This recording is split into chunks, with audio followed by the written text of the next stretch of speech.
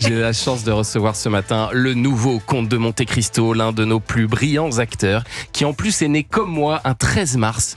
Comme quoi, l'astrologie, c'est vraiment de la foutaise. Parce qu'on n'a pas vraiment le même parcours.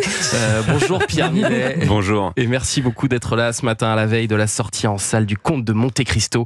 Avant de parler de ce film fabuleux, on va dresser votre portrait sonore, des petits sons pour mieux vous connaître. Voici le premier. Et dis donc, et vous avez des turillons si regardez ça, et sur chaque orteil, là, regardez ça, et c'est complètement turillonné, non hein. Oh, mais dis donc, et vous avez des champignons si regardez ça, c'est complètement envahi de champignons. Oui, cette année...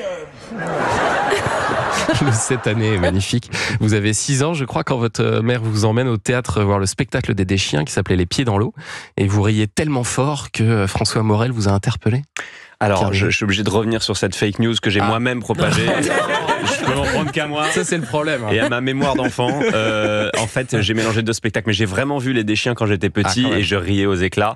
J'ai juste pas interpellé François Morel, j'ai interpellé un autre acteur dans une autre pièce quelques semaines plus tard. Donc j'ai mélangé ces 2 souvenirs, mais la réalité étant bien que j'ai eu la chance de découvrir effectivement le travail de Deschamps et des Deschiens très tôt. Et est-ce que vous vous souvenez si à ce moment-là déjà ça vous a donné envie de monter sur scène un jour ? Je pense que ça y a fortement participé, consciemment ou inconsciemment. Emmener les enfants voir des spectacles jeunes, c'est quand même une ouverture vers le monde créatif et vers l'imaginaire en général qui est très recommandé, je crois. Ouais. Allez, extrait suivant. J'aime regarder les filles qui marchent sur la plage.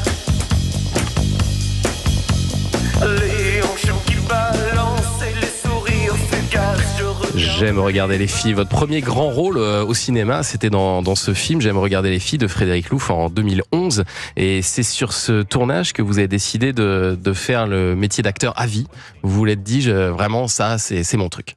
Je pense que j'avais quand même un grand désir déjà avant et j'ai perçu ça comme une immense chance qu'on me donne un rôle principal. Il y a quand même une grosse différence entre un rôle secondaire, c'est des choses que j'avais un petit peu fait déjà, et un rôle principal où on a le temps, voilà, sur 2, 3, 4, 5 mois de construire un personnage dans le détail.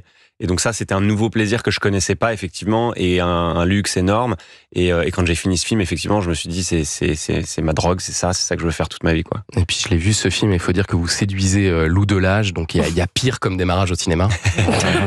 Et 2 ans après ça, encore une expérience difficile, puisque vous devez cette fois-ci séduire Virginie Efira. Oui. 1, 2, marche. Ah oui, ça marche. Alice, vous m'entendez ? Je voulais vous demander si vous vouliez vraiment aller à ce cocktail ce soir. Enfin, je veux dire, on pourrait juste faire quelque chose, juste vous et moi. Voilà, votre première mission, ça va être de localiser tout de suite maintenant un véhicule de couleur rose, une espèce de monstrueux cylindré, que vous devriez pas tarder à percevoir. Et une fois sur le véhicule, voilà, votre deuxième mission, ça sera de ne surtout pas demander au conducteur la destination. Déjà parce qu'il en a aucune idée, et puis c'est un petit peu le concept. Ah, et j'ai oublié, vous voulez écouter un petit peu de musique ? Voilà, Pierre Ninet avec Virginie Efira dans 20 ans d'écart. C'est une des rares comédies romantiques françaises où on croit à l'histoire du début à la fin, ce qui est pas évident. C'est toujours compliqué les comédies romantiques, et là je trouve que vous avez trouvé un équilibre parfait. Ouais, bah c'est le réalisateur aussi, beaucoup, hein. Mais c'est vrai qu'à chaque fois qu'on se recroise avec Virginie, on a des parcours maintenant différents. On fait moins de comédies romantiques, même si moi je refuserais pas un bon scénario là-dessus, parce qu'on adore tous, voilà, les Coups de foudre à Notting Hill, les Love Actually et tout ça. Mais c'est vrai que c'était ça qu'on visait, en tout cas, dans une ambiance à la fois qui rassemble et de qualité quand même. On essaie de faire de choisir des beaux décors, des beaux costumes, un scénario travaillé, pas juste un peu niais parce que c'est un truc romantique, quoi.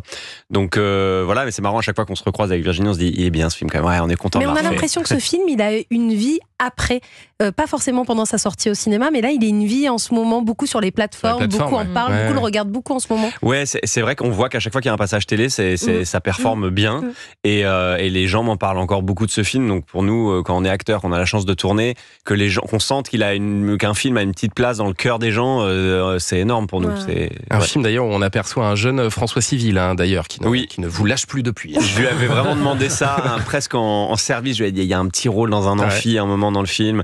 Voilà, est-ce que tu viendrais le faire et tout? Il m'a dit bon, ok, vas-y, je viens. Et il est hilarant, il a 3 répliques et il est hilarant. Et alors dès vos débuts, vous avez joué dans beaucoup de comédies, puis en parallèle, hein, à partir de 21 ans, vous êtes pensionnaire de la Comédie Française. Connaissez-vous dans Barcelone, une Andalouse au teint bruni? Oh, sourcils.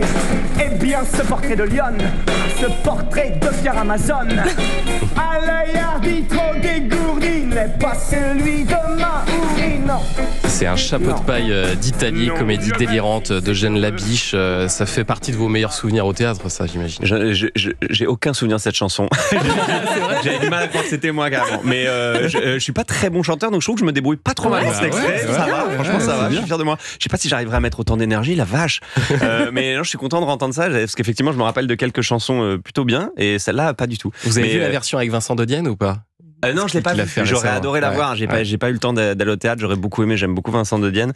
Mais non, c'est des super souvenirs. Et puis on avait un groupe live avec nous sur scène. Moi, c'est le rôle le plus marquant pour moi que j'ai fait à la Comédie Française. J'y ai passé 5 ans.